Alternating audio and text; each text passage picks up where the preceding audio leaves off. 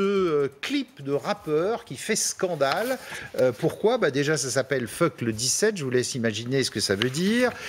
C'est du groupe 13 blocs, un groupe de Sevran, en Seine-Saint-Denis. Dedans, ça répète, nique la police, ils sont pas plus gang que nous, moi je te le dis. Confrontés aux forces de l'ordre, nos journées font leur salaire.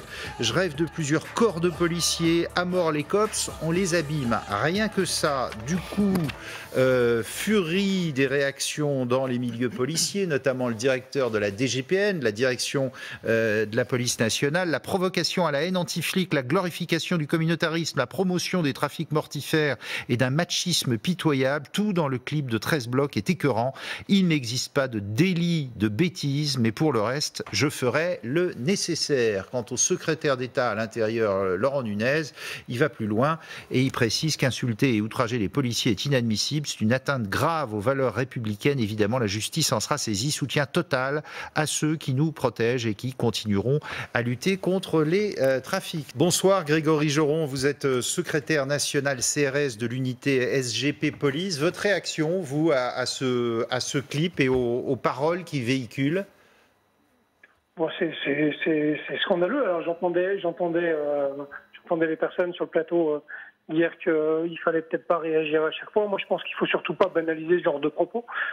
Et au-delà des propos, parce que je pense que il y a les paroles, mais il y a en effet aussi le clip. Je vous invite à le regarder si vous l'avez pas vu. Où pendant 5 minutes, on voit juste des gens faire des gestes pas très sympathiques, voire plutôt vulgaires, voire plutôt minables à l'endroit de policiers et de tous ceux qui croisent.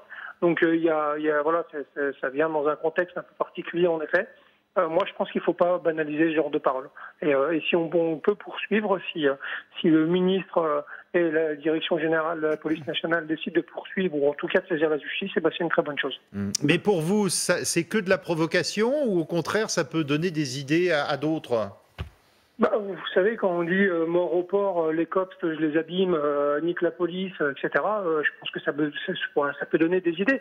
Et au-delà de ça, encore une fois, c'est une incitation à la haine, à la violence.